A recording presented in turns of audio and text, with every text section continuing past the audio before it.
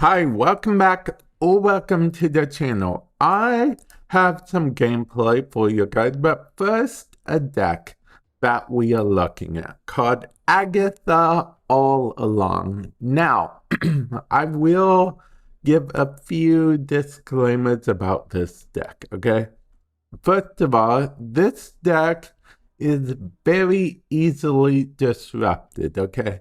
Like literally anything from the board, anything from the opponent's hand messes Agatha up because it's an Agatha deck. The only reason this deck even works is because on every turn until she's gone, there's only 1 to 2 options for her to get.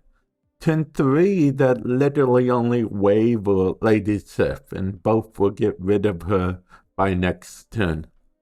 But if you get rocks or anything like that, the deck falls out of whack completely. Now, you could replace Jessica Jones, Enchantress, and even Jubilee with other things. There are technically better things out there than those three, but at the same time, I want to keep them because, believe it or not, Jubilee does actually pull Ghost Rider an okay amount of the time. So for that final turn, Jubilee can be a game saver. You rely on luck entirely.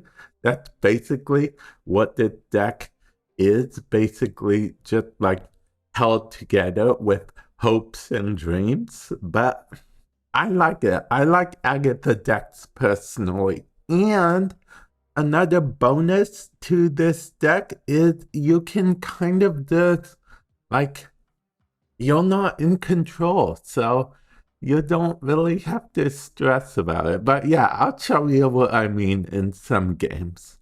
Okay. Now, we never have a turn 1 with this deck, which is okay. The only awkward part about this deck is you never know when to snap. So, it's one of the things that, okay, I guess, type things. Now, Agatha plays whatever she can. I didn't draw a 3 drop there, so that's a bit annoying, but it is what it is. We are probably going to lose this game because since we're entering 4-2, turn 4, Agatha has whatever, and okay, it looks like it's a move deck. Okay, thank you, Agatha. Because I definitely wanted that card to be played there. You know what? I'm going to have to... Agatha will always play herself, but I don't think Agatha... Yep, I'm going to have to retreat.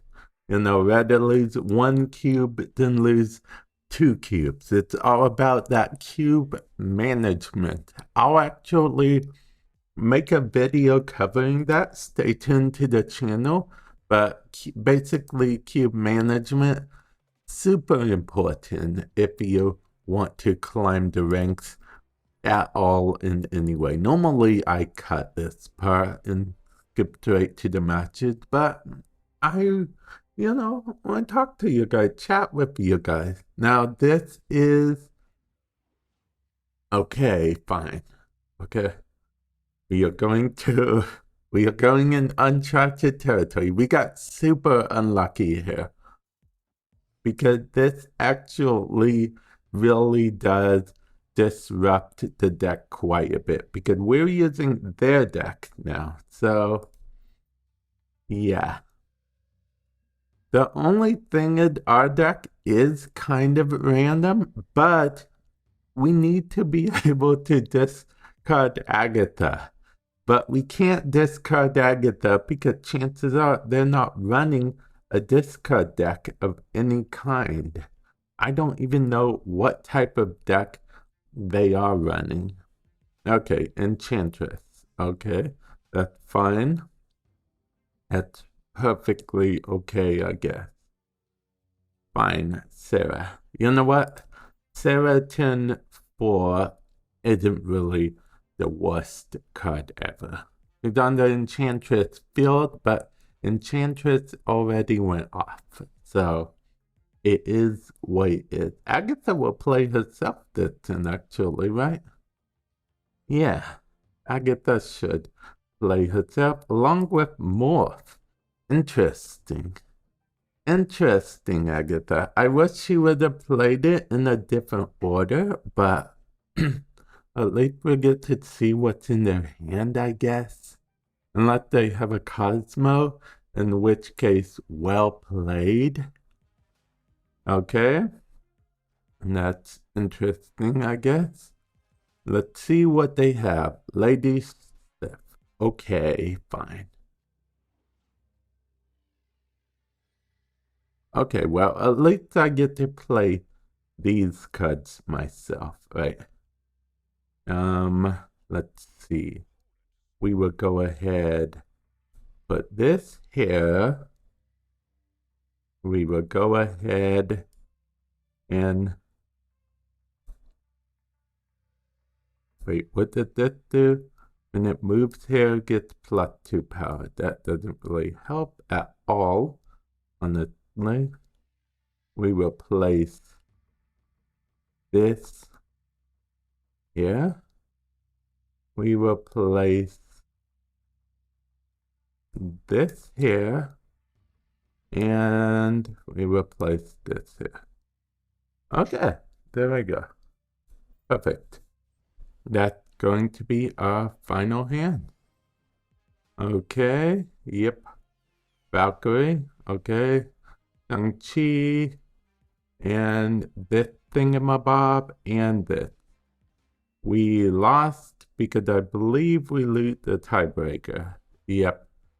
I feel kind of bad because this is the second video in a row that I've shown off the deck and it hasn't performed well in the beginning. I'm going to mute this person because I feel like they are going to do the whole, why don't you snap thing? I don't like snapping on turn 1 because, see, even though I lost these first few matches, cube management, very important because there could be a match that I'm winning that I want to snap on. And okay, I'll be honest, I was kind of hoping Agatha would play Wave so I could, do the Taskmaster thing. But then again, Iceman made my Taskmaster cut 6. So maybe this is the best move after all. Oh, because my Taskmaster cost 6. So Iceman totally screwed it up entirely. And this is, this is the perfect example, okay, of what happens with the deck sometimes. Even Iceman threw the deck off. The whole deck was thrown off just because of Iceman, which is very annoying that it's even possible, but it is very possible, and it did happen. Okay, that's probably a Shang-Chi. Yep. Agatha, where you're going to play yourself. Doesn't exactly matter where you play yourself, I suppose.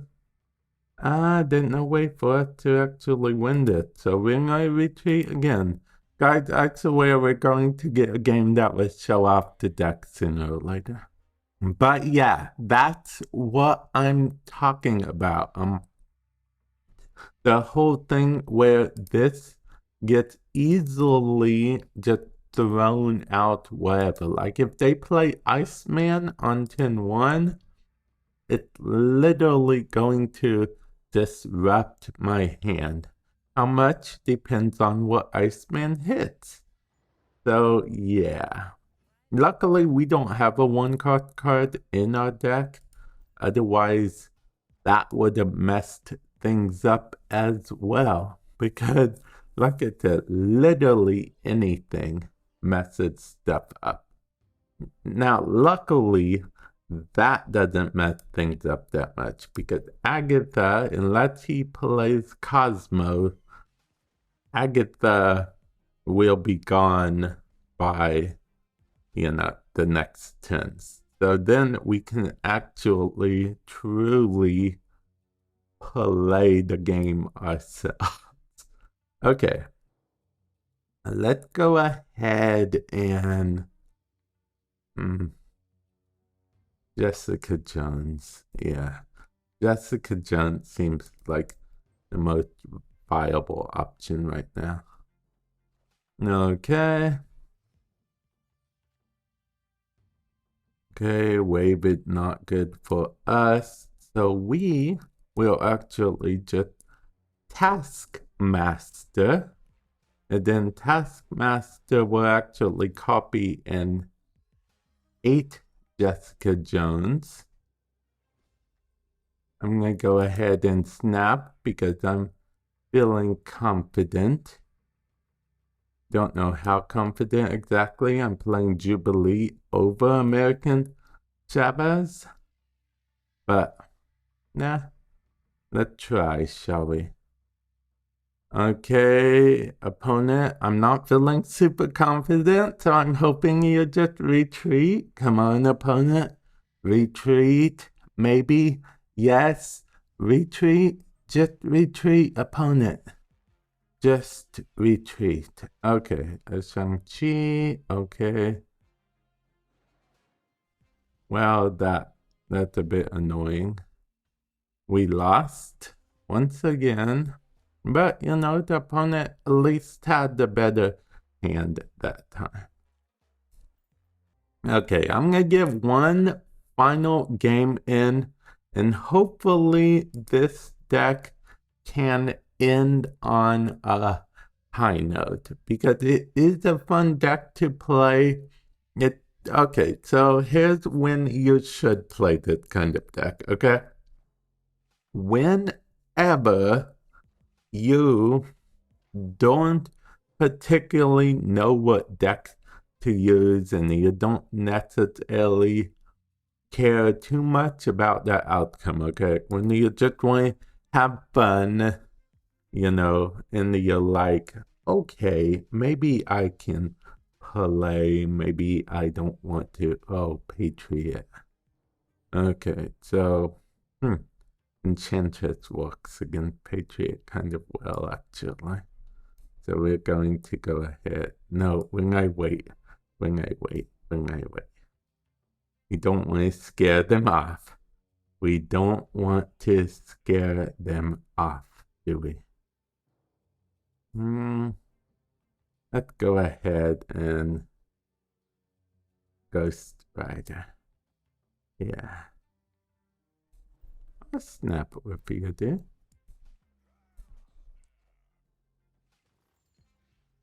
Agatha Harkness. They probably think I'm snapping because of Agatha. Don't get me wrong, Agatha's not bad at all. But I'm actually not snapping because of Agatha. I'm snapping because I have a plan. It's a fairly bad plan. Almost certainly will not work. We're going to try it.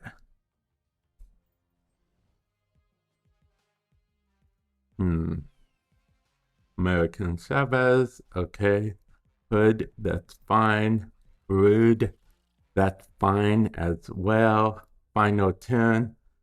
He'd probably like, man, he doesn't know what's hitting him. I think it's him that doesn't know what's hitting him. Enchantress. Okay. Let's see. Blue Marble. Yeah, okay. Still won. Ended it on a high note. See, that deck is actually very good at dealing with Patriot. and later, because, okay, on 10-6, most of the time it's either going to be Ghost Rider or Enchantress or America. So, yeah.